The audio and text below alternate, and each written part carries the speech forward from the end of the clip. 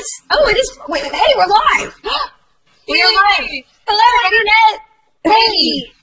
You are watching Vaginal Fantasy Book Club. It's a romance book club where me and my lovely co-hosts, we talk about 2 books that we read this month. Everybody wave. Hello. It's Bonnie Burton. Hello. There's me. Mm-hmm. Kyla Caseby. That's me. She's coming to us from the set of Friends. And the lovely Veronica Belmont. That's me. Yeah. I'm sorry that we're starting late this month. If you were late this month? Oh my God! No, you guys! I just started out 20 minutes late. I'm filling my wine glass, and just this whole bottle of wine is going to that. If I am pregnant with kittens, we are all celebrating. Because I'm late this month. Oh my God, that would be great. We could be in the Inquirer, and what happened to the Inquirer? Is that still out there? Yeah, it's on the web. Yeah. I used to have a subscription to Weekly World News. You did? Yes. What? Really? Yes. Forever. Yeah, Man Magazine and Weekly World News. Yeah. What happened? Why did you stop? Why did I stop? That is an excellent. Probably because it went under. Did it? Weekly World News it's not around anymore, huh? It's not in print. It might be online. Oh, It didn't be printed. End of an era. I know. Everything anniversaries. Yeah. Yeah. I might have had a little crush on Bad Boy. Actually, I saw Bat Boy the musical. An Emerson College alumni was Bat Boy, and I saw it in Boston. Please tell me Zac Efron played Bat Boy. No. Oh, that would be kind of amazing. No. But it was very good. It was a great musical. Zac Efron creeps me out. Really? He freaks me out. Like from High School Musical? Yeah, he's too pretty. Yeah, something weird. So weird. There's too many pretty parts, and it ended up alien.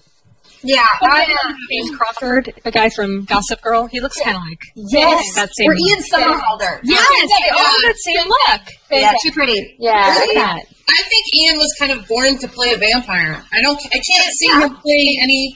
When Vampire Diaries, hopefully it'll never happen. But if Vampire Diaries ever goes under, I feel like I can't imagine him playing anything else. But wait, wasn't he in Gossip? That movie with Lena Headey and was he? Really? I love that movie. All right, maybe I need to do a movie marathon of his stuff to see what else. You need a comprehensive blog update on the career in summer. Like something worthy of uploading. Yeah, and I'm okay if he's not doing anything like cerebral. I'm okay with what's opposite cerebral? What is it when it's just chest? Thank you, honey. Oh look, wine delivery. Wine delivery. Everyone says hello. There's a dog too. Just eat whatever you want. Hi. Hey. Weird. We're a little scattered. So, getting back to it, the Google Plus redesign all the Hangout stuff, and I've done 3 Hangouts this week, and I've missed every single one of them up. So, bravo me. Whatever. Oh yeah, should we say what the script is?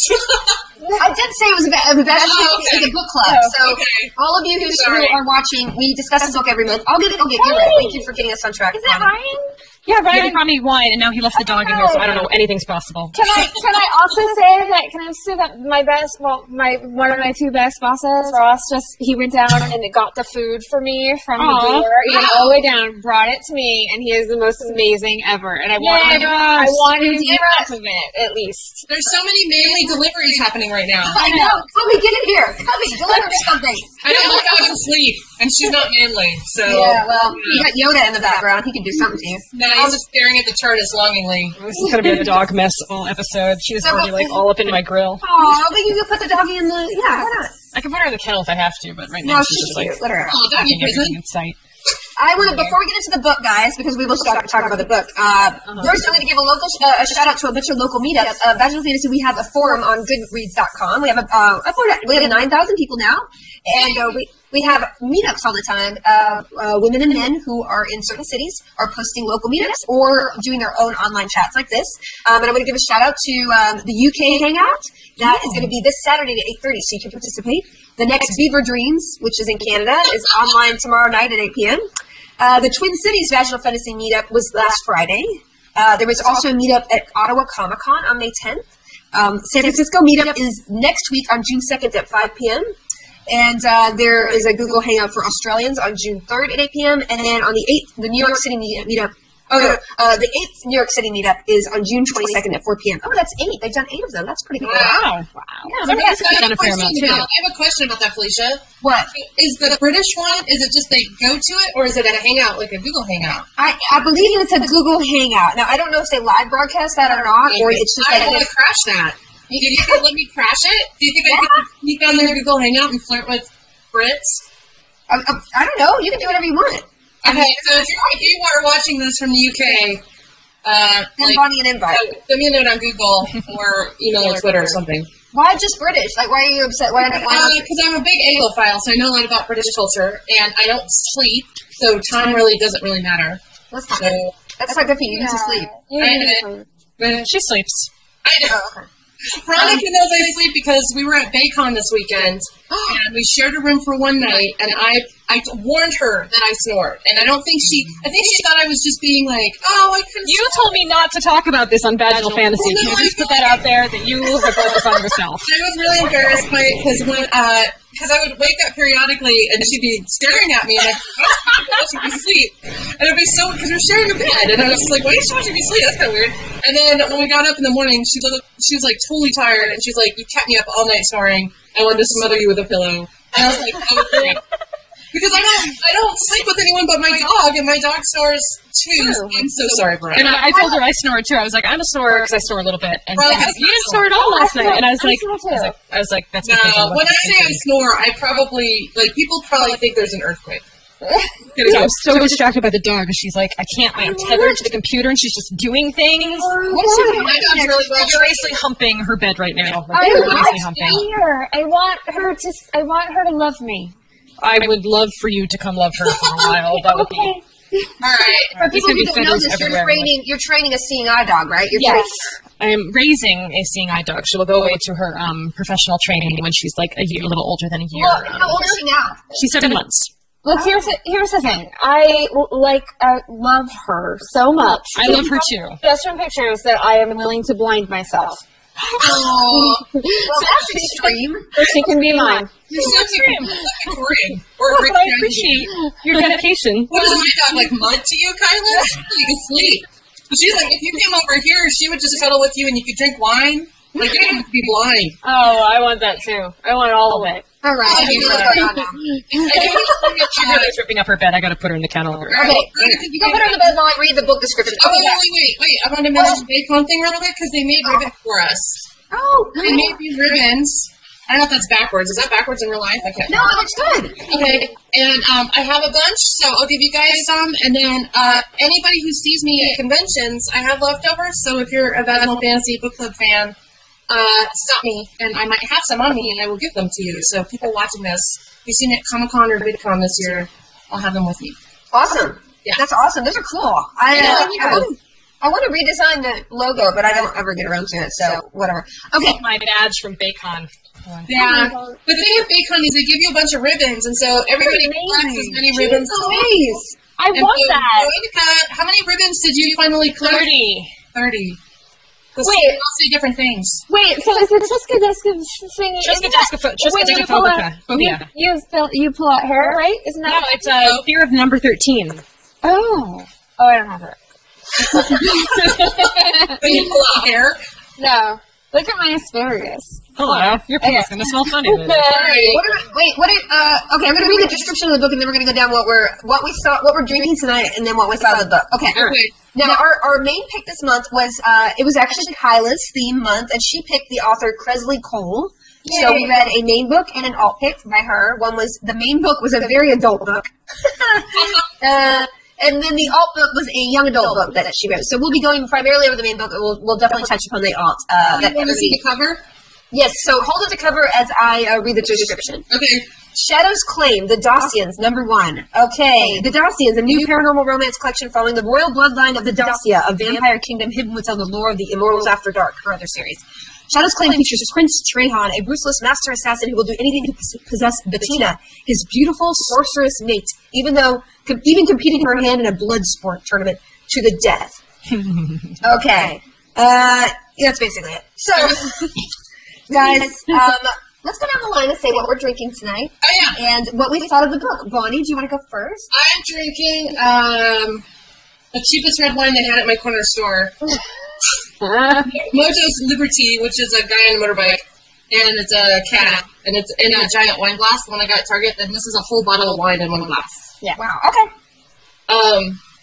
So I'm going to say a sentence about this book that I think Felicia mentioned earlier when we were emailing each other about it, and it sums it up.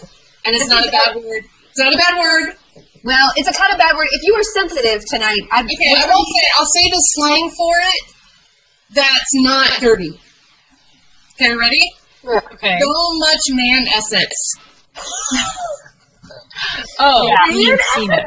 I don't know. I wanted to say what I wanted to say, but you're like, don't be dirty. So Semen is a clinical science term. Yeah, it's science. lots of Nodding her head at us. lots of milkshake. Not approve. Not a bad word. Man shake. A lot of man shake. Man shake. Lots of man. Oh God, you guys! Yeah, they're milkshake. The pleasure meter ready. The pleasure meter ready. Hold up. The Milkshake brings all the bones to milkshake the brings yard. all the bones to the yard. Oh, we both did the same chunk at the same time, but yours was better.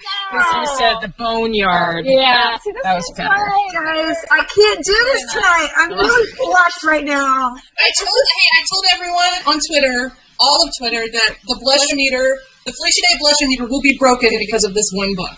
I think this is dirtier than the Cthulhu erotica. I'm just saying. Way dirtier. This is the dirtiest book that we've read. And Felicia introduced me to Cressley Cole, so I'm just going to say that. You think it's the dirtiest book we've read? Really? It's pretty. Why do you think it's pretty dirtier? Oh, golly. As far as like sex per page. As far as graphicness with this I'm trying to think, man. That's a good question. Like, not only could I picture what was going on, I could color it in. Yeah, I liked this one, although it's not my turn, but I'm going to Oh, yeah. Well, I mean, I'm trying to let other people talk more, so I'll come back to what I thought more of, but that's my initial response. So basically, did you like the book, or? Oh, yeah, of course I like the book. Are you kidding? Yeah, thumbs up. All limbs up. Guys, okay, I'm gonna go quickly. I think I don't even have much else to say. There's just things in this book. What are you drinking? Oh, I'm drinking sherry because since I was gonna act like an old woman during this whole hangout, because I cannot even not. I mean, my cheeks are hot. I can't even talk about this book without I was astonished at things that I was like, oh. Primarily, it was just messy. There was man milkshake. What did you From their bones. Oh, God. Fishiel Star was a little sexier. Not as bad. Not graphic. I felt like if I was one of these characters in this book, or a few of these characters in this book, I have a lot of paper towels on hand. Oh. They didn't have paper towels back then. Well, I don't know. They had This towels. It's confusing. It's confusing because they could watch Glee, but they didn't have paper towels. So I understand. I just thought there weren't any dogs around to lick stuff up. Oh no! Stop! Oh my God! Okay. Anyway, moving on. Kyla, I would say that other than that, my primary problem with Cressley Cole in general is that her world building is not. I mean, I think it's fun, but it's certainly, I just like really deep world building. Yeah. And some of the things, she uses a little bit too much casual terminology in her books, which are fun worlds, that it takes me out of it. That's my only criticism, really. I think it's fun. I agree with that. Yeah. That's interesting, because that's why Mom says about Tyrion on the Game of Thrones show on HBO. Really? She says Tyrion talks too modern. Yeah. But his word, choice of words is too modern. That's interesting. So that's the only thing. That's the only negative thing I can say. I mean, listen, it's a really fun book, and then I think this author particularly is very graphic in her description of the naughty bits. So if that's your thing, this is definitely a well-written example of that. That's what I will say. Kyla. Oh, okay. So what I'm drinking. I'm drinking some whiskey with, it had a lot of ice in it, but then it melted. So it looks like a lot more whiskey. There's actually a lot of water in there. And then sipping on a beer, which is an Apocalypse IPA, which I thought was very fitting for our alt book. Yeah. Okay, so obviously, I have a thing about Cressley Cole. In that the first book that I read, I was like, yeah, this is really super hot, but it's making me really uncomfortable because it's pretty rapey and very, just very forceful and aggressive, and it's the aggressive passive thing that is kind of it's rapey. So then I was like, I'm not going to read these anymore. And then I was like, well, maybe I'll try it again because I wanted to hear more about the sex. So I tried it again, and then I actually started to get into some of her other worlds. And even though they're not the best written books ever, and I actually get very upset when she like drags in this kind of like slang, or that's something that irritates me. Yeah, it's pretty irritating. I don't like it. I don't like her talking about playing video games in a way where people don't actually talk about playing video games that way, and that kind of thing. I get really annoyed. But I really enjoy her world building in, I love the Valkyries. I love this whole idea that they're working towards an ascension, and everybody's got to choose a side. And yet they're still totally romance books, but they're not just romance books. They're like porn romance books. And so they're like candy to me. I really like it. So that's how I felt. That was good. That's a good summary. Veronica, what'd you think?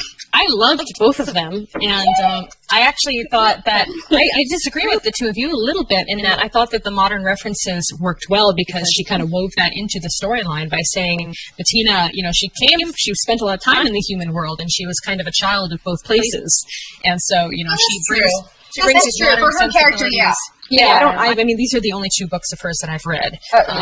So I don't really have a wide breadth of knowledge to pull from here. But in this particular case, I actually liked some of the, talking about the rave scene and talking about, like she would just throw out a word here and there and I'd be like, oh, that's funny. Like, oh, that's kind of funny. Especially with the juxtaposition of the very medieval, very demonic kind of world that she was. And then the dead mouse ticket. Yes, that was hilarious. I thought that was really funny. Yeah, it was good. So stuff like that I liked, and I kind of liked the difference between the two books that we picked because one being so clearly a young adult novel, and the other being so clearly on the other end of that spectrum. When she did write romance in Poison Princess, it felt, I was waiting for it to get a little bit more and a little bit more, be a little more common. And I'm like, wait a second, this girl's 17. Like, it shouldn't get much hotter than where it is right now. And I thought she wrote a 17-year-old very realistically in a lot of ways, especially her reactions towards romance and being in high school. And so I thought, I think this is going to be a new author I'm going to really enjoy. I actually went to go look for the second Poison Princess book, and it's not out yet until October. So I tried to read the next one. And I actually went to the next in the Daughter of Smoke and Bone series instead. Priscilla's also on Twitter. She's very excited that we're reading these. Yeah, so I shout out to her earlier on Twitter, but I don't know what it is, but I love following authors on Twitter that I'm like really into their books because then I can fan out a little bit about them, but also really accessible. So it's one of the best things. Especially lady authors. And I feel like I found a real friendship with Deanna Ravel, which is just something that I never would have expected, and it's very special to me. So anyway, I feel kind of the same way with Presley Cole. It's like, oh my God, I can be friends with you. I had to actually hold off on stalking Anne Rice the minute Anne Rice got on Twitter. She would do these tours. She used to do these little videos on YouTube wherever she was doing book tours. And when she was in San Francisco, I was like, oh my God, I have to find where she is. And I realized this is bad. I need to not. Because I'll do that creepy fan photobombing in the background. I just can't do that. Actually, I have to say the only thing I don't like about the book, about Shadow's Claim, is the cover. Because if you don't look at the cover closely, or if you're looking at a low-res version of the cover, it looks like Trehan has like this super long beard. Yeah, but for some reason, the first time I saw the cover, I was like, that's not how I pictured him at all. That's like he's like ZZ Top beard. Or like in Primus or something. Yeah. He's like young ZZ Top. Yeah. But he doesn't really have a beard at all. He just has like scruff on his face. He does look like ZZ Top. You're reading the cover for me. Yeah. No, sorry. I can't unsee it now that I've seen it that way. Cannot unsee it. He's got an Amish beard on. I see it now too. I'm thinking that I have a chin on. Amish beard. Just go to pictures of Benedict Cumberbatch. Jack from Poison Princess. Yes. You know what? I actually learned a long time ago. I just never could look at the covers of books, especially the Eye of the World books. But because Rand always looks short, he's supposed to be tall. But also, but I did like the Poison Princess cover. Oh yeah, I like that too. I thought that It was pretty good. Yeah. Yeah. See? It looks like a CW show. Yeah. It look like a CW show. They don't look 7. They look 27 if they're a day. Oh, no, but the best part is he's on a motorcycle in the back. Yeah. Where? I don't see that on the back. Oh, wait, let me see. Ooh. Yeah, dangerous. I have a thing for Cajun accents. Like, You like it? Yeah. Really? Gambit was my favorite forever. Me Gambit. too. He's so What happened to the Gambit movie? That was the one good thing about that Wolverine movie. I know. I wanted that too. I wanted that so bad. And a Deadpool movie that actually made sense would be nice. That would be great. Okay, wait, giving that. Okay, so we'll get to Poison Princess. Let's talk about Shadow's Claim a little bit. Although we did on Twitter have a couple of people who said, I think Pleasure Unbound by Larissa Aouni was definitely dirtier. Oh, yeah. He said, Is that T-Rex? No. no, that was Nina Banks. Pleasure Unbound was the one where she was the nurse, or the hospital. The doctor in the hospital. Oh, that was pretty dirty. Yeah. That was pretty dirty. That was pretty dirty. That first scene when they're on the hospital bed. Oh, yeah. That rivaled this first scene, I think. I know. Look, there's spurting jets of semen. Like, literally, that's a line in this. How come you get to say that? I wanted to say that. You get all blushy Felicia Day. I'm sorry. She's just like squirting jets of semen. Yeah, you could have said that without flinching, Felicia. You were such a faker. No, I'm not. I'm blushing right now. I'm hot. I was just got upset because I'm like, who would write that? So if you want to hashtag this episode, so much semen. No, God. Whatever, we have to do NSFW at the top. Whatever. That's not a bad word. It's a clinical term. It is. Sure it is. We are talking Know your about body health. fluids, Felicia. Know your body fluids. All right. Those are not her body fluids. Okay, let's move on. Amy from the forum says, do you like it when the heroine is... in general, we have very mixed bag on this review. So she think it was like a lot of people really loved it, and a lot of people... But did we all like it? I mean, did we all across the board like this book? I mean, I'm just on the fence about this. This author and Sherilyn Kenyon, they're like guilty pleasure, and I occasionally love. I just have to be in the mood for that. You just have to know you're going in. It's what the tone is, and be in the mood for that. And I think that this book, especially, I enjoyed it a lot more than her earlier books, which, like Kyla said, have like much like rapier heroine. Yeah. I mean, she's like, you're mine, and you don't have a choice. Like that tended to be more like that in the Here's past. the thing. And I do want to bring this up because I do try to bring things like this up occasionally so it doesn't just seem like I'm oversexed, but actually some sort of moral compass and feminism left in me somewhere. That first sex scene wasn't consent. I mean, No, it wasn't. Here's the thing. When you're drunk, you're not really giving full consent. And she thought it was cat. She said it was cat. Or was But he didn't know that until like No, it the wasn't very cat. end. Wait, let me finish.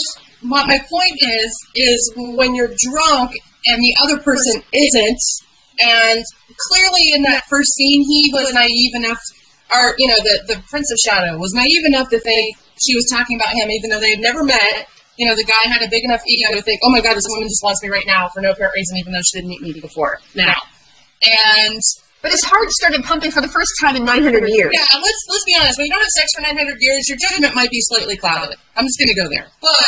But he also truly believed that she was into him. She didn't know that it was somebody else. Really, I mean, I don't know. Even though he hasn't had sex in 900 years, you can't be that stupid. I'm going to side with Kyle on this one. I did not get a rapey vibe on this one. I think the author made it really clear that she was impaired and she was under the impression, fully consenting, that to set the scene up. Basically, this girl drugs herself with this special magical thing that she will seduce this guy she's been in love with. Demon wine. Beer.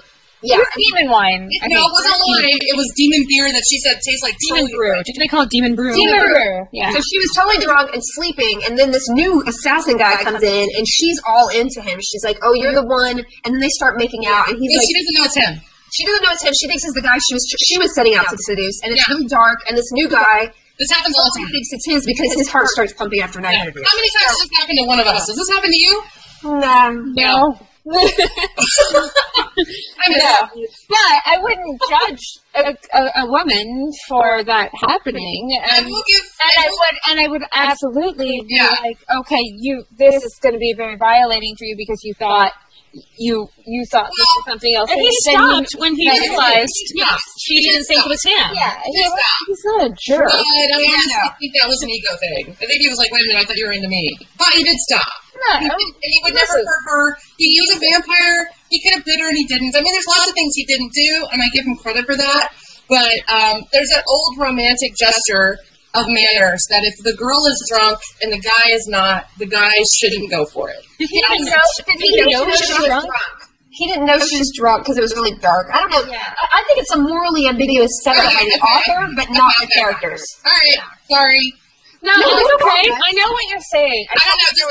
It's one of those things when you're the reader, and you know all the stuff that's going around the scene, but one character knows only part of the information, and the other character only knows part of the information. Yeah. You really I feel really icked out by that scene, but I know both characters didn't quite because they didn't have all the info. So, personally, I felt kind of icked out. Even though it was a hot sex scene, it was still kind of like, wait a minute. I was uncomfortable with it because, but you know what's funny is I was uncomfortable with it because it felt like I actually, and normally, I'm super feminist, but I actually felt bad for him because he thought that she was so into him. I felt bad for him. He was like, oh, this is my love, and this is my woman forever, and she's feeling the same way for me. And then, oh God, he finds out. He's so stoked. He is like, it's heartbreaking. It is kind of sad because I don't feel like he ever gets to casually date. There's no friends with benefits with this guy. I don't think I get to casually do anything. And he said when he was younger he used to have sex with other things, and it was kind of like, man, he never really got it. It was like, that's before their heart stops, right? Before their heart stops. But Kelly and Sarah from the comments said he thought she knew who he was because she was a sorcerer and had a vision of him coming. So literally, he was a sorcerer coming. No, Bonnie. Not this time. I feel like with that kind of vampire, what do they call it? Not the horde, the opposite, the Dragon. I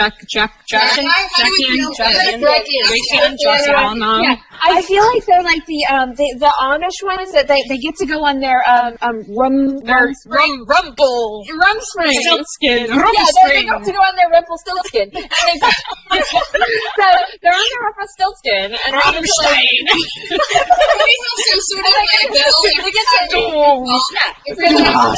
on their Rumpelstiltskin and they get to weave their gold and straw, and they just get to do. They get to rum steak. So they get to do that.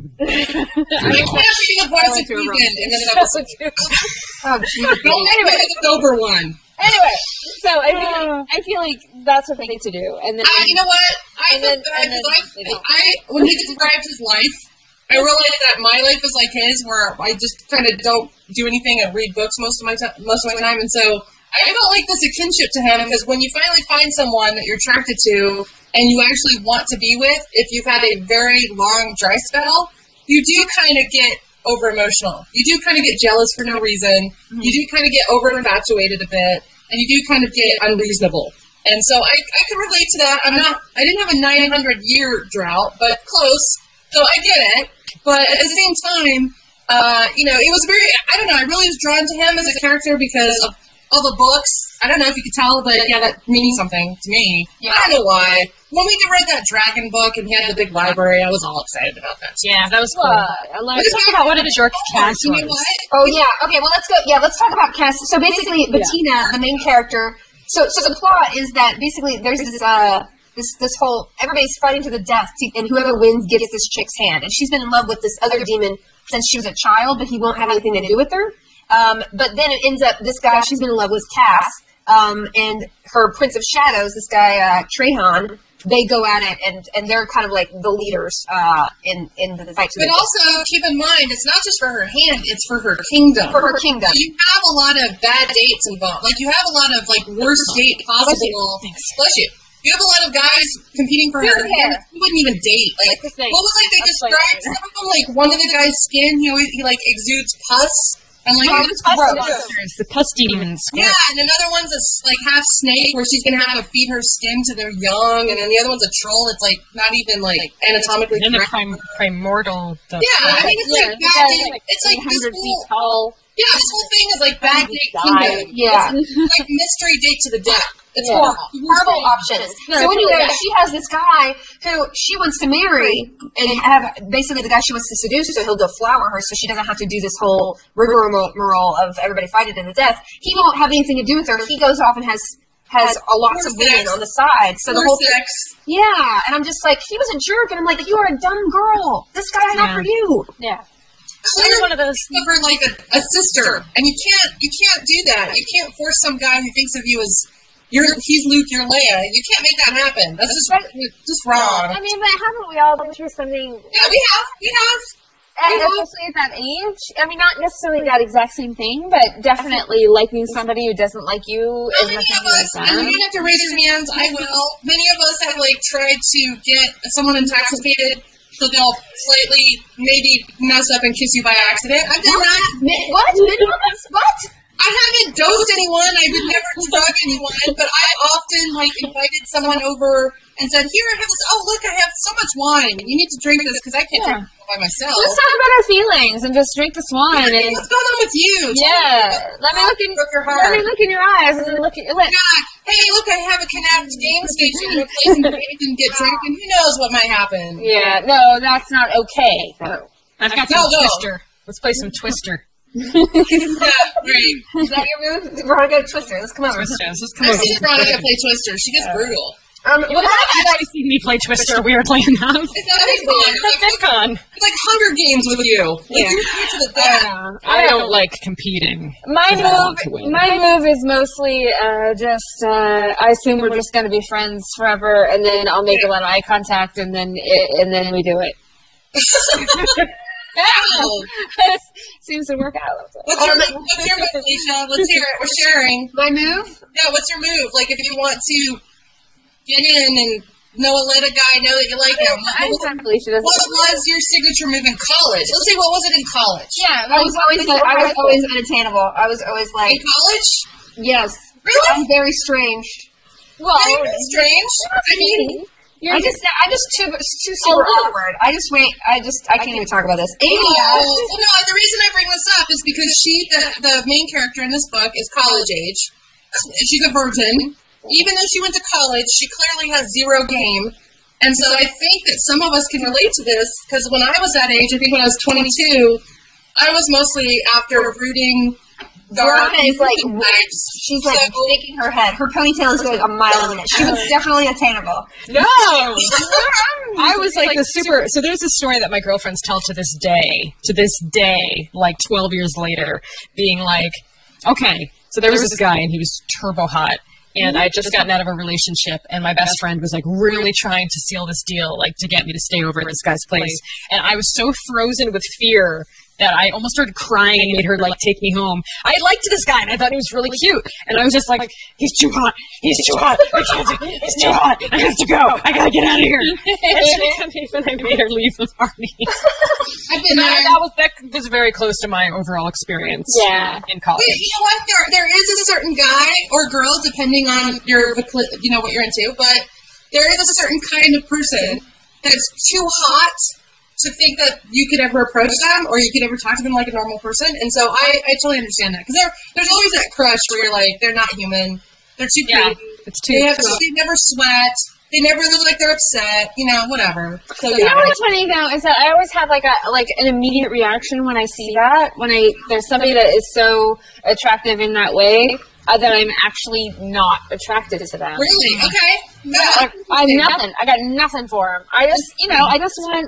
I want them to be attractive to me in a way. I don't know. There's like a give and take. I don't know.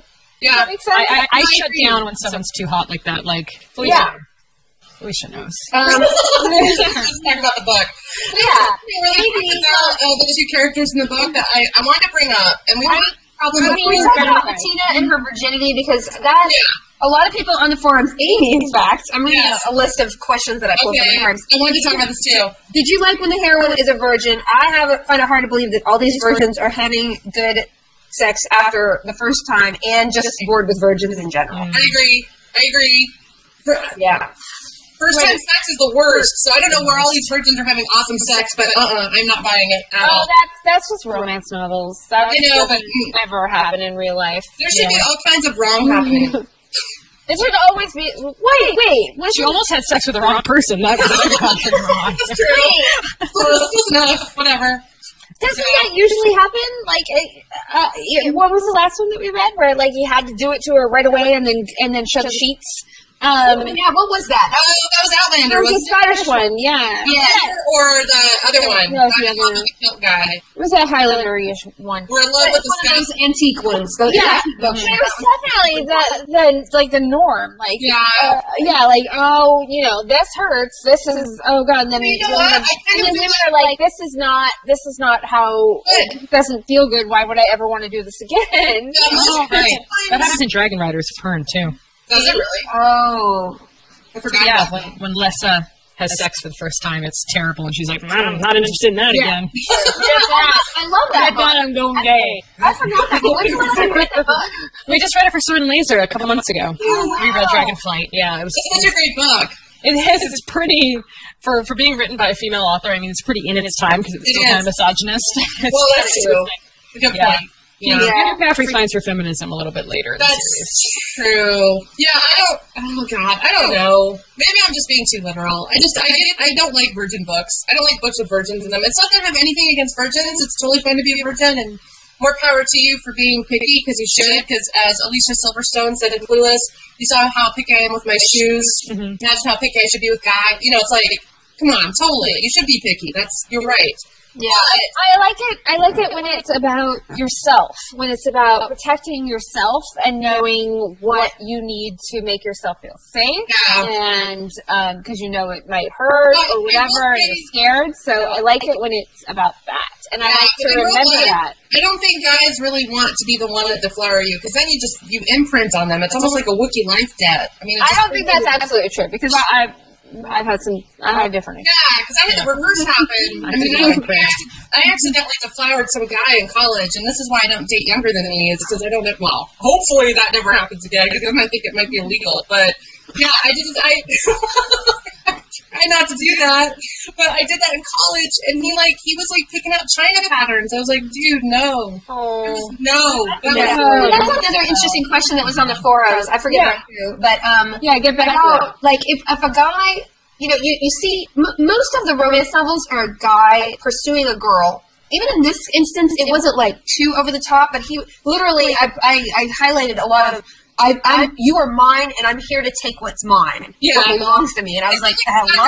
Excuse me. It's always the mind. Why is that? Yeah. But if a girl, let's reverse the scenario. I thought this was a really interesting comment. Let's say it's an older woman who's pursuing a guy who is innocent and I've never seen the world and stuff. Yeah. Is there any book out there like that? No, I didn't even want to read that. I feel like that needs to be said. And the funny thing is, it turns into one of those Fatal Attraction situations where the woman, if she acts like that, it's like the crazy one-night stand girl. You know what I mean? A girl can't go after a guy that focused, or she's crazy. She's crazy. I think she's automatically deemed crazy as opposed to just dominant. I think that's.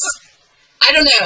I'm sure it's in some bond. But they always give these guys an excuse because, his heart started beating, so he's totally justified because she's the only one for him. But what about a girl going through the same thing? What if it was a girl Dacian whose heart started racing? Honestly, when you really read this book, you kind of think they're both virgins, because there's that born-again virgin situation where if you don't have sex for a really long time, you're kind of deemed a virgin again. I remember that being a thing, if you have if you abstain from sex for a long time, then you have sex again, and that will happen in 10 years or more.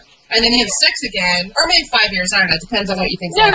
But Bonnie, I agree with you, because it's been hundreds of years since he had sex, because so they're both virgins. He had no feelings, and then suddenly this person made everything start working again, right? And so he maybe they're both virgins. Lost his virginity together. Veronica, one count. Okay, well, it's not painful. I don't think it counts. It's never painful for the dude, maybe emotionally. Yeah, well, I think that's something. What? But that is something, though, right? Emotionally? Well, I guess. Well, I mean, it would be if we didn't live in a society where males were the that they control everything. So. They don't. We They don't control everything. Have you been on a date lately? It's like we know when we're going to have sex and when we're not. They still. Like, that's kind of true. When you go on a date with a girl, she knows right away if she's going to have sex with you. Guys have no idea. I don't mean about the sex. I'm just mean about everything. Oh, right. I mean about their beliefs, their white male privilege is what I'm talking about. They're just. I'm so glad we're Or like demon male privilege. Demon male privilege is definitely not the same as being a virgin. No, let's get off on the track. I agree that there are a lot of stereotypes that for some reason women seems to buy in these types of books, and I don't know whether to argue that there's something biological going on, or it's just like the stereotypes that I don't think it is. I think it's just the stereotypes that these books fall into character-wise, and that's why it's so fun to see a book that doesn't fall on those. But I just want to talk about the world building a little. Yeah. What the heck? His homeland had blood fountains? Yeah. How is that possible? Wouldn't that congeal after a while? No, you can thin it out with water. Wait, why do I know this? Why do I know this? Sorry. Goth talk. This is now, vaginal fantasy is now turned into goth talk. I found it to be really unappetizing. Felicia, here's what I'm thinking. Like, because I keep kind of like comparing it to Game of Thrones, right? Yeah. And so I would not have wanted to live in his world. I don't know that I would have wanted to live in her world either. But I feel like, couldn't they just go live in the High Garden? Because I want to live in High Garden. How are we on High Garden? I'm confused. Wait, where did I come back from? I lost the train of thought. I was comparing it to Game of Thrones, and I'm saying that, like, I feel like High Garden is, like, the best place to live. That would be the only place you want to live in. So, here's your question. You can thin out blood with water, and it would be fun. They're vampires, so of course blood's going to be everywhere. Personally, as a human, I would think that world smells like crazy bad. It's really awful smelling. It's like worse than mouse in the wall. That's why it's so messy everywhere. This guy. It's got to be like the worst smell ever. And so, to me, as a human, I would not want to live there. But as a vampire, it's probably Disneyland. I don't know. It's like, I think of blood fountains a little too over the top. I feel it's a little cliche. I don't know. Do they throw pennies in and make wishes? I don't know. That's what I'm asking. And then basically nobody could leave. And nobody could come back. That way it was like a secret world. But it seemed to be an open door policy at the end. They were like, that's not true, because remember the guy brought in Cass? He wasn't supposed to bring in Cass. Oh, that's true. He had like a special deal, though. He had like a vacation crush on Cass. He had a crush on feminist. That's what it was. The reason he brought in Cass is because Cass is irresistible to women and men. So he brought in Cass, he had a crush, and then Cass probably saw the blood fountains and said, screw this, I'm out of here, and left. And that's why he had a bounty on his head in the first place. Yeah. But if you have a secret world, you're going to have stupid rules like, hey, by the way, you can't leave. And if you do leave, you have to have permission. And then if you do leave and go to other worlds, you have to be invisible, so you have to always be in misty form. So if you go to fog planets or like Dagobah type planets, you're totally fine. Yeah. So his power, he's not only a vampire, but he can turn into mist, which is a Bram Stoker's vampire can do that. So vampires can do a lot of vampire lore. Yeah, they stuck to Chris Cole did a really good job of keeping to vampire lore in the sense of shift into a mist, which is very Bram Stoker. So can I ask that we move to Poison Princess? Yes, I was about to say. I think that people really liked it a lot more than they liked. Let me show the cover while you read the back. Let me show the cover. Okay, because obviously, I think the fact that we're talking about all the naughty parts of this book conveys that this book is primarily a naughty book. Although the world building and the characters it's not like a totally erotica book, which has it's not like this total smut book, but I will say it's about doing it. I just claim is good for world building and smut building. Yeah. Okay. Okay. Doing like a ranking system. Yeah. Like the different ranking stories. It could be like a world building ranking, a character ranking. Yeah. I would give this like a 9 in smut, a 6 in character, and maybe a 6 in world building. That's what I would do. That's exactly what I would do. Yeah. It would too. Okay. But not to say I really liked it. I really liked it. So the score notwithstanding, I liked the book. If you take the smut out, what would you rate the book? Like literally, if it's just like fade to black every single minute, that's the book. that's a big part of it, and it makes it what it is. Yeah, I don't think it was enough. I think Poison Princess stands on its own much better. As a story, including the romance. Yeah, I'm really excited to talk about Poison Princess more than because it's a really good. I can do it. Really good book. Let's read the back of it. Let's do it. I'm gonna read the back. Poison Princess was our alt book. It's a young adult book by the same author. 16-year-old Evangeline Green leads a charmed life until she begins experiencing horrifying hallucinations when an apocalyptic event decimates her Louisiana town. Evie realizes her hallucinations were actually visions of the future, and they're still happening. Fighting for her life and desperate for answers, she must turn to the wrong side of the bayou classmate Jack Devereaux. He's a boy like Evie's never known, with a wicked grin and a mile-long rap sheet. If he ever casts that wicked grin her way, can she resist? Let's look at the bike. Let's look at the bike again. Yeah. I don't speak a word of French, and I am terrible with accents. I really wish we had someone who could do it. You know, to be honest, I didn't even care that much about the romance. I cared so much about the world building, about that post-apocalyptic world that was based on tarot cards. Yeah, that was pretty awesome. Let's just talk about how the Flash itself is actually a really interesting device for a post-apocalyptic world. Like, the idea of there being a sun flare, I mean, I've heard that before, but the fact that it vaporizes, like, the water on the planet and, you know, basically fries everyone who is outside looking at it. Yeah. That's a pretty interesting concept. I didn't really like the bagmen. I thought they kind of didn't really fit in. Like, I get it, like, they're water obsessed and they just want all the moisture ever, but if there was that much water left in the world that they would be able to exist, it seems like things would probably not be so bad. Yeah. It seemed like kind of a stretch to me. But the tarot thing was really interesting, and I loved the twist of the alternate timelines within the story, the one with Arthur that we start off with and then end up with at the end. I didn't know how that was going to come back around until, you know, I knew somehow she was privy to him. I had a sense, you know, pretty early on that she was not just a dumbass wandering into his house. But I liked how it kind of came back around and how it fit in together at the end, because it didn't happen the way I expected it to. I expected her and Jackson and the others to have headed there together and to kind of have set him up. And she didn't really set out to set him up. She went to go see if he was an ally or if he was a bad guy. And so, you know, the way they all ended up there at the end wasn't the way I expected it to happen. Yeah, no, I thought, I liked it. Again, I just felt like I wish it had gone just a little bit farther with the lore, just a little bit farther with the apocalypse. I mean, just a little bit farther. But in general, I thought it was really interesting. It was definitely a fresh take on an apocalypse scenario where like you said, it was really interesting, and I liked the cast of characters that she gathered. I'm always a little less interested in, like, the teen romance thing, so I didn't really love that part between them. But I did think there were some interesting pieces.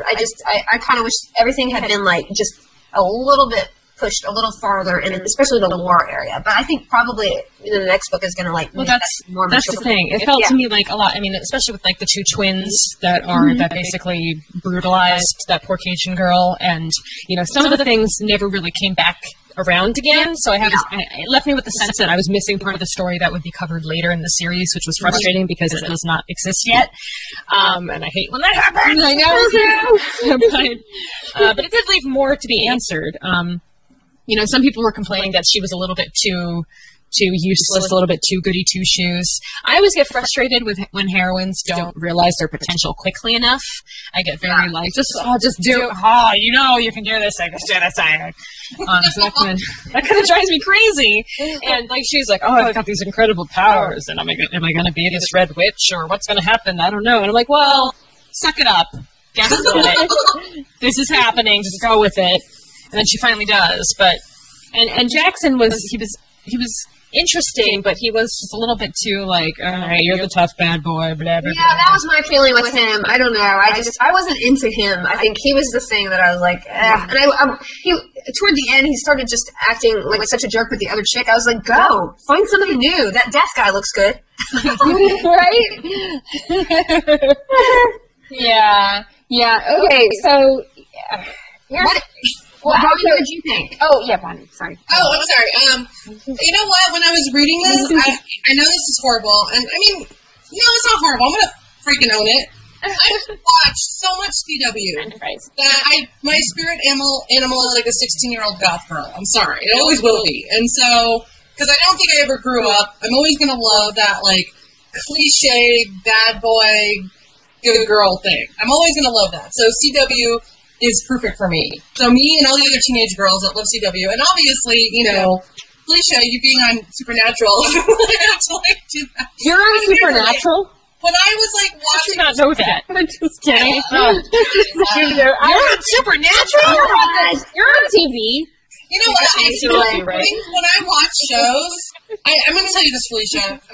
I'm half a bottle of wine in, so I have to admit this. So when I watch a hell of a lot of television. When I watch television shows and they get boring to me, all I keep thinking is, God, you know what would make the show great is if they just added today. Oh, so you're saying they just add a werewolf. I watch everything from Scandal to Nashville to Vampire Diaries to Supernatural to Arrow. Every time I watch Beauty and the Beast, I'm like, can Felicia Day please come on as like an extra like romantic like red herring? That's very nice. I would love to be a zombie on Walking Dead. That's the only one I would be. I want Felicia Day to be the redhead herring and everything. I have a thing to admit, actually, and do not take this the wrong way. No, when Felicia's on a show, it makes me kind of uncomfortable. Me too! I'm so glad you said that. Like, I'm afraid to watch it. I just like, I know you. Like, I don't know why. It's because it's you. It's like my friend. I know, it's hard. When you know a lot of actors, you can't watch them because you're like, dude, I just had lunch with you. Yeah, okay, so I have a lot of actors. You're great. You're great in all the things. It's just freaks me out. It's amazing, but I can't watch you because it makes me feel weird. I'm going to admit something. I totally feel that about some of my friends that are guy actors.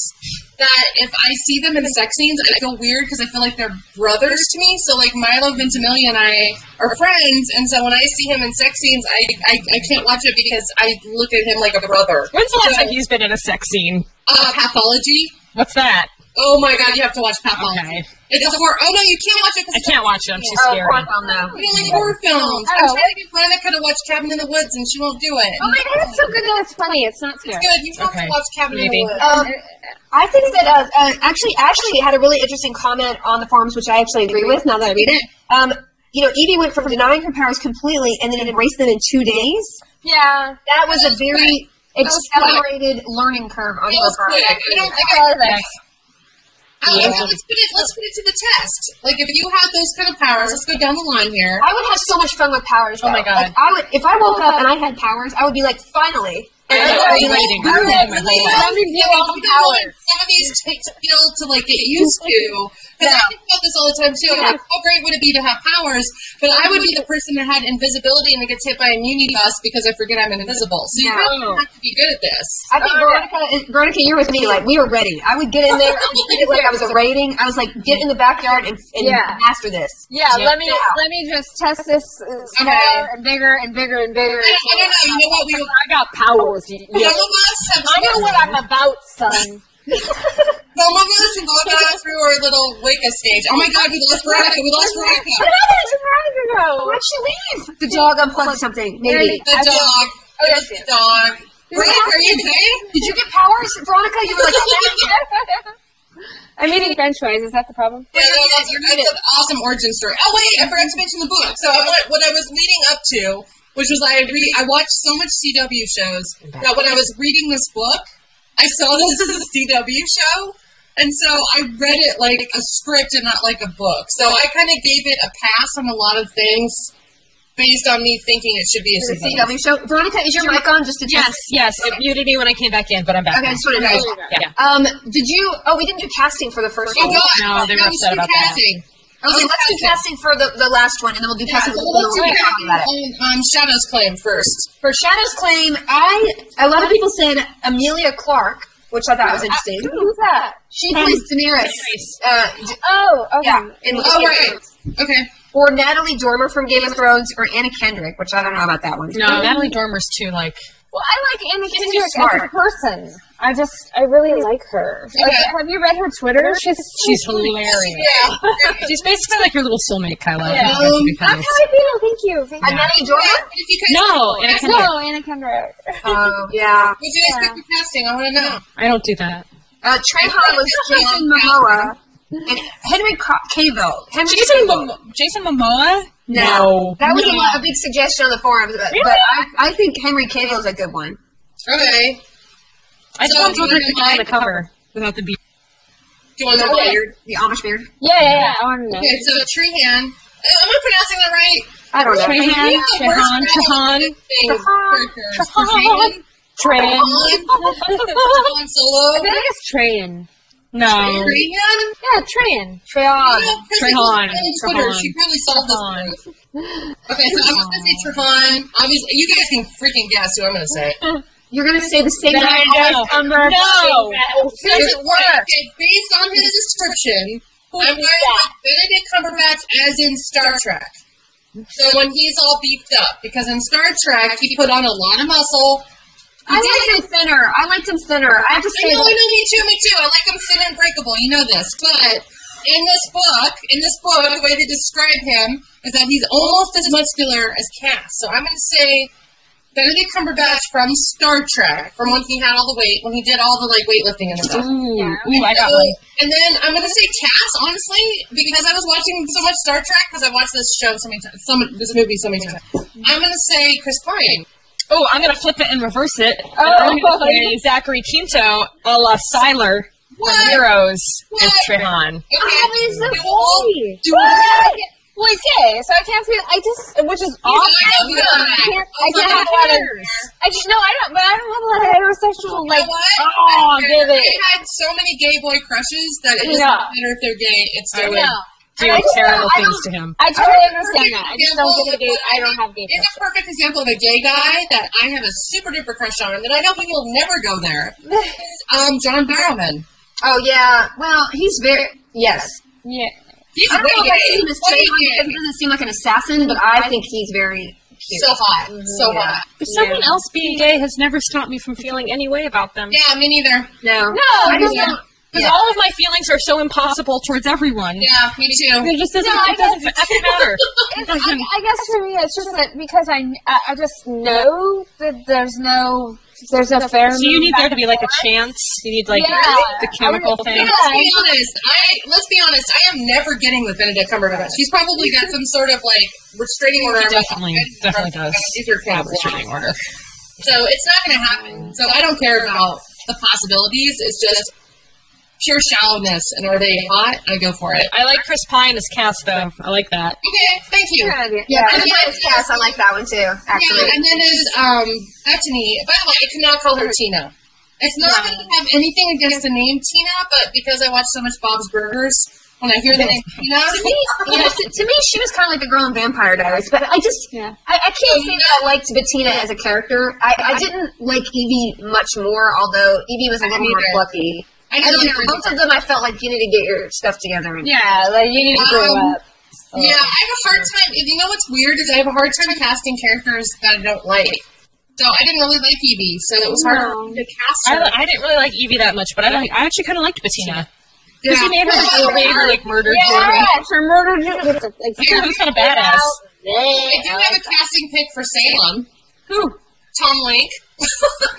Oh, that would be hilarious. Wait, Oh my the God. cat from the cat from Buffy. Sabrina. Buffy, and from Cabin in the Woods, if you freaking watch it, Veronica, and also other stuff. Salem is the cat of Sabrina the Teenage Witch. Salem in Shadow's Claim. No, you know Tom, he was on Buffy. He was one of the nemesis of Buffy that was in charge of, the van. Remember the guys that had the Star Wars I van? think Veronica knows who Tom Link is. I think You know who Tom Link is. He played piano when Veronica played violin for the 4th of July. I'm Veronica. She's Felicia. Yeah. That's right, or Pam Grace. I just said that. Veronica knows who Tom Link is. I don't think that Veronica knows who I met him in person. Okay.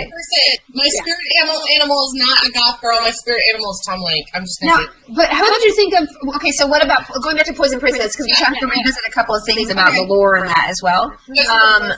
What did you think about casting for that? Because I felt like maybe a young Ryan Gosling for the Cajun guy. Oh my God, yes. No. Who does this you?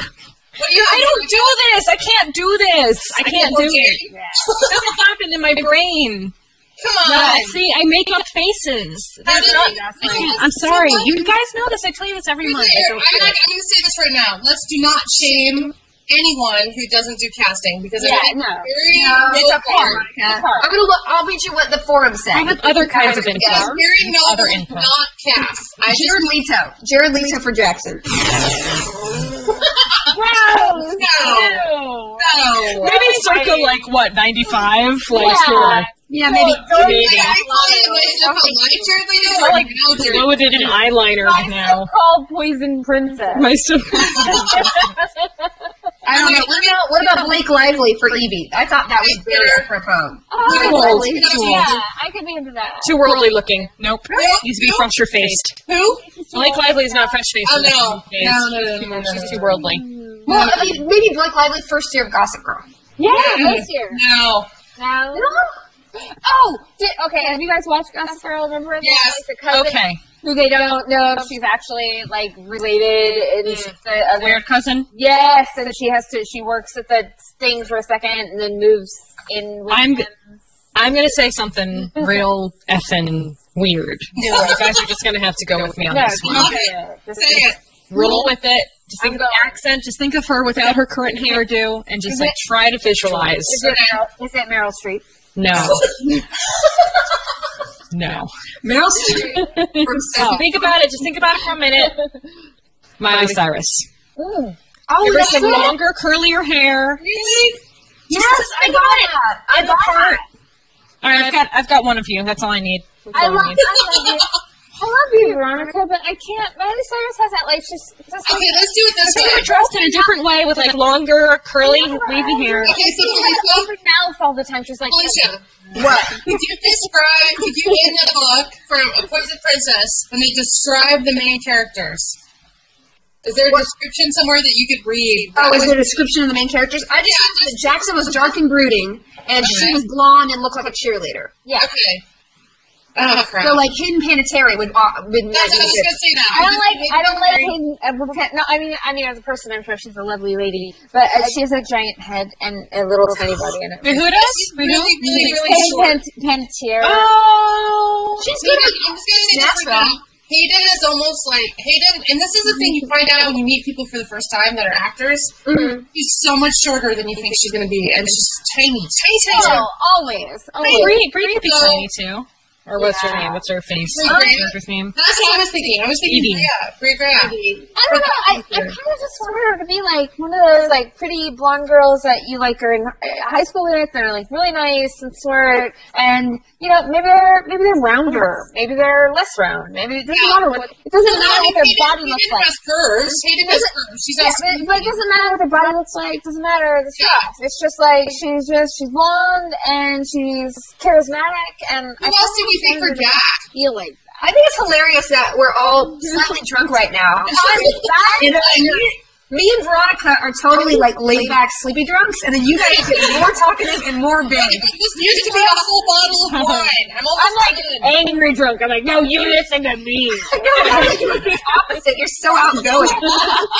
And I'm just sleepy. I'm just kind of like, oh, what's this over here? I'm not reading really upset about in these books is there's not more redheads. And I think you should be upset too, Felicia Day. Well, there are plenty of redheads represented in the books that we're reading right now. It's true. Cresley Cole is a blonde. I do notice that. Yeah. A lot of other fantasy novelists always have a redheaded lead, which is very common. But Cresley Cole in specific, she always loves the blonde. Here's the thing about Cresley Cole. I love her writing, but man, if she does not look like a sorority girl. And it's so funny because part of me is like, really not. I try not to judge people about how they look. She's a blonde for reals.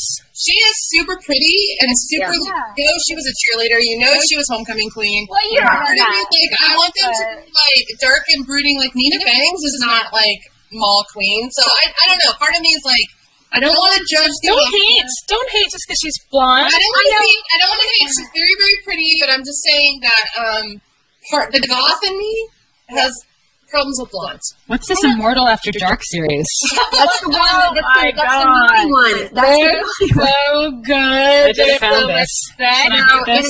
Oh, you very should naughty. read them. Not really. I'm gonna buy the first one. Can we read these next? I'll read it. The guy is very forceful. It's over the line. Like he's like. When are we gonna read, Bonnie? What are the ones I want to read? Okay, so when we were in, we did a Vaginal Fantasy panel at VayCon this weekend, and we had a couple of people in the audience that were telling us books to read that are super dirty. So I don't know if we're ever gonna read these, but. Tell me the ones that I'm supposed to read about the elves and the orgies. Well, it was the Mary Gentry. No. What, there were other ones? The author with the elves and the Felicia, and the Felicia's always like. Like Laurel K. Hamilton. Yes. Oh wow. Felicia, let me read the elf orgies. We have to get this sorted. Because this was brought up multiple times. Why we do 50 Shades of Grey or Laurel Hamilton? No. 50 Shades of Grey isn't paranormal or anything sci-fi. It's just bondage. But I'm saying, there's Anne Rice who does like a bondage of like fables type thing. Yeah. And then you have, because it's like a Sleeping Beauty bondage thing. And then we've got fae sex. We haven't done fae sex or mermaid sex yet. Which is a good doing fae sex next month. We're doing elves and fae next month. Okay. I will announce it in about 5 minutes when we're done. Okay. And then what was some of the other things, Felicia, Veronica, that we're talking about? We're talking about Laura K. Hamilton, because I know that you were against it because you thought it was just vampire orgies right and left. Well, the thing about the Anita Blake series that I loved the first 4, and I thought Jean-Claude was in my top 5 of fictional 5 always. And then it went off the rails.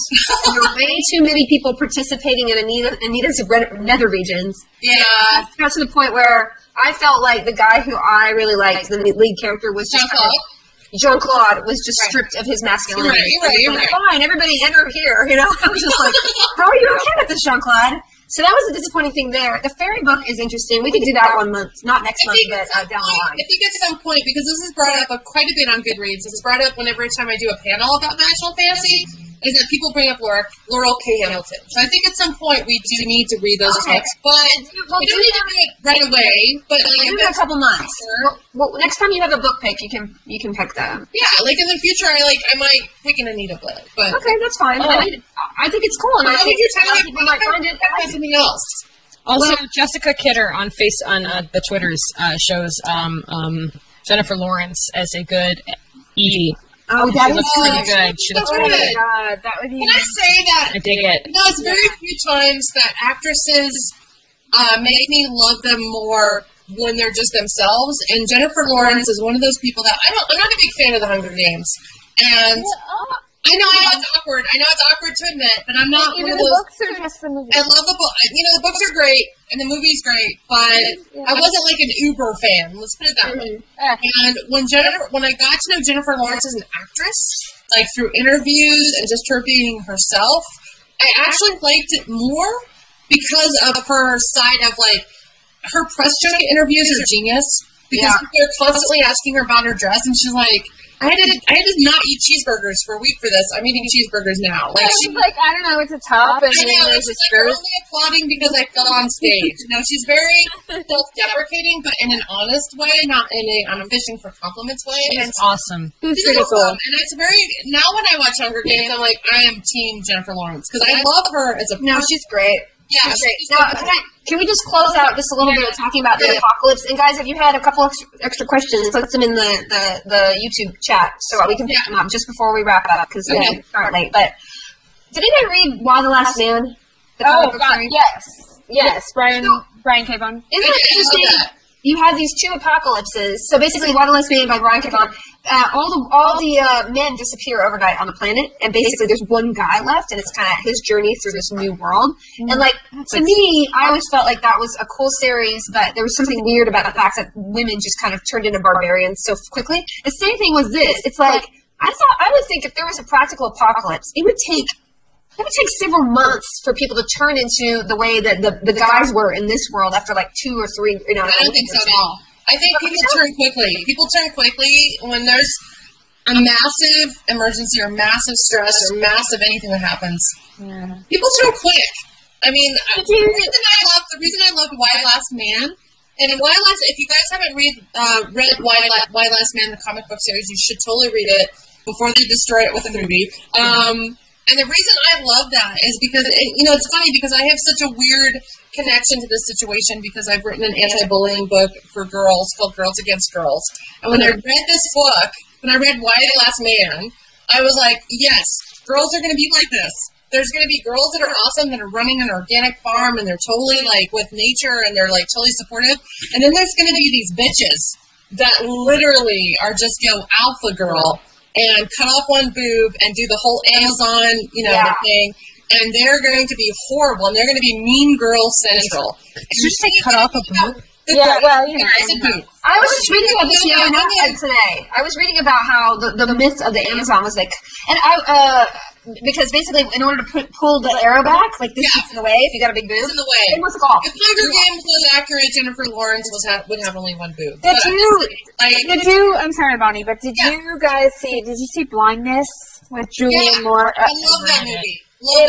Basically, I mean, it's just everything that happens when society breaks down. It breaks down within days. Yes. And and that is what's terrifying. Yes. And that's what's terrifying to me. Well, and that's where zombie movies come from. Yes. It's the same. It's the same thing. It's the same. It's not going to be gradual. It's going to be immediate. It's not going to be gradual. And I know this sounds horrifying, but people are going to revert back to the worst either heroics or the worst possible, part of humanity very quickly. It's not going to be like a gradual thing. And that's why I just feel, I don't know. I know it's horrible to admit, but Why Last Man, I think is very accurate. And I think there's going to be a lot of mean girls in charge and that are going to be horrifying. There's going to be a lot of mean people in charge. And it's going to be horrifying. And when you have to survive, you guys on the road.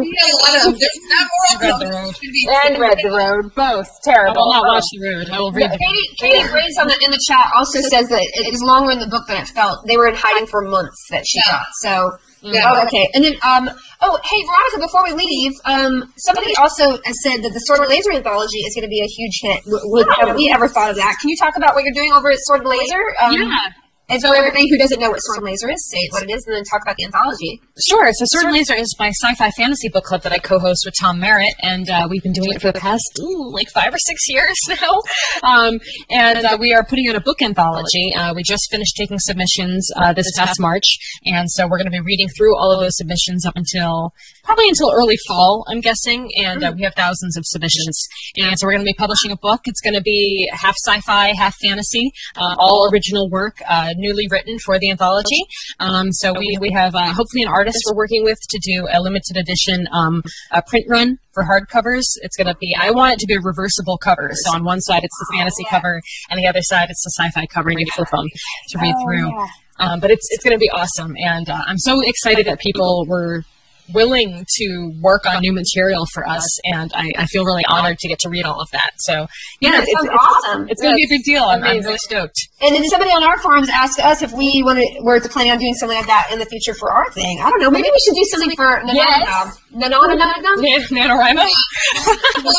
if you know this, Veronica, but I'm actually writing a romance right now. Just for fun. Strictly just for fun. I'm not even thinking this is going to end up as anything. Cthulhu is in it for anybody that's asking. Nice. But I will make it available for free, obviously for you guys to read, but for anyone watching to read as well, just for fun. Because I don't write a lot of fiction. I mostly write nonfiction, kids' books, ironically, as I drink wine. But you're an adult. I'm one of the children's writers who's always drunk. But I think it'd be fun, maybe just as an experiment, once we finish the Sword and Laser anthology, once we kind of get down the pattern of how it works and see how it happened and kind of have that as a starting point, maybe we should do a vaginal fantasy one. Yeah, that'd be super fun. I think we should do NaNoWriMo this year. This would be a good practice. The creative writing actually on our forums. Totally. It's a lot of it, especially. Also, Felicia, don't you have a blogger on one of your new vlogger series? Yes, Nika. Yeah, Nika does stuff all about writing. So so we can maybe have her help coordinate everything on her forum or something. I don't know. Let's figure it out. But thank you for your suggestion, and please check out on Veronica's Twitter to see when the Sword and Laser anthology is out. Yeah, it's not going to be until well into 2014. So and can I say Yes, Kyla. Yeah. Well, so Veronica and I are thinking about. We're working on it, like doing a video game show together. Very cool. Yeah, like this fun, but with friends or anybody in the video game industry that we think would be awesome interviewing. Talk about indie games. Talk about regular games. Cool. Just something that we're thinking about doing. So, we need help with names, though. So if any of you guys out there can help us think of names, that would be awesome because that is the hardest part. That's the hardest part. And Bonnie, do you have anything you want to point out? I think I'm supposed to be doing a guest vlog for your vlogger channel, so I'm going to be doing that this week. I think I'm shooting. Yeah, for next Tuesday. We have, if you guys haven't checked out the vlogging channel, we have 7 permanent vloggers over there, and we're going to be adding a couple more and 10 more at the end of the summer that you guys have applied to be. But we have a guest vlogger spot that I did today, and then Bonnie's going to do, I think you're doing next week. I think I'm doing next week, yeah. So I'm supposed to be shooting that.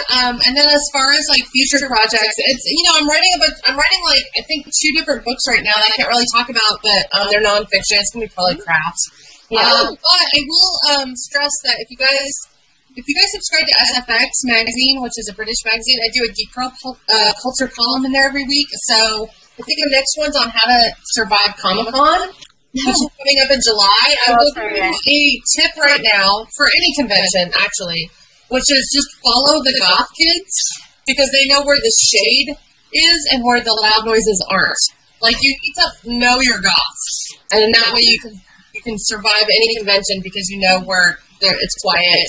There might be some clove cigarette smell, but you'll be So I don't think I have anything else planned. I think we're all going to be hopefully at VidCon. Is that right? Yes, and we're still working out with Comic-Con who's down there and what's going on. I don't know. We'll just follow us on Twitter. By the way, can I say I love the show that you're doing with your brother about video games. Thank you. And I have to recommend a video game, and I keep recommending this, but I know you think I'm joking. It's the Murder, She Wrote video game. It is not a joke. Is it a 2-player? Is it a 2-player? It is. Really? I don't know. Can you guys just take turns? Yeah, that's true. Maybe later down the line. I want to continue for a while. I want to see you guys solve a murder. Why don't you bring back Carmen San Diego? I love Carmen San Diego. That was my favorite. Or Midnight Mansion. That would be amazing. Maniac Mansion would be great. Maniac Mansion. Was it Midnight Mansion? Was it Maniac or Midnight? Maniac. That was a good one. So Maniac and Day of the Tentacle. I'm telling you, either one of those. I'm just putting in the boat. I have a slight crush on your brother. Let's start. Wait, I have one more thing, because I have a thing. Okay, good. My own thing. So I started writing for MTV Geek. Yay! And I have my own column, and it is called Girlfriend Mode. Yay! Because it's funny. And so I'm doing that weekly. And I talk about video games. Sometimes I write about lady issues, but mostly it's just I am a lady and I play video games. And I'm going to write about stuff, but it's super funny and it's awesome. And it's an MTV multiplayer. So all right, you guys. So the next Vaginal Fantasy Hangout, just go to the forums because we have some really, really interesting discussions on the forums for all of our books. Unfortunately, sometimes we digress a little bit. So we have very insightful people who say things about the books even more than we do because we're a little inebriated by the end. So our next... What was that face for? I just say one thing. I'm going to be in Hawaii on the 25th, so can we do it a different day? Oh, okay, we'll pick another one. I thought it was I need the GTFO out of the world. So maybe the second? Yeah. So we'll figure out what day. Okay, so guys, tune in. We might shift the Vaginal Fantasy date. Just check the forum. But the books are going to be, and I hope they're different enough from this month. But I really like these books. We're doing Elves and Fae. So we're doing The Fire Lord's Lover. The Fire Lord's Lover by Catherine Kennedy. And our alt book is Lords of the Fading Lands by C.L. Wilson. Which one's hotter? Well, the main pick has more... I don't want this to turn into like a smutty fest, but yes, it has a lot more smut in it. Okay, it has a lot more smut in it. I really liked the alt. It was a very romance-heavy, but very epic fantasy, and I really liked it, and it was fun. So I think everyone's going to enjoy these. I hope you do it, guys, too. Pick them up and read along with us, and go to the Goodreads forum to join in. All right? See you guys later. Bye. Bye.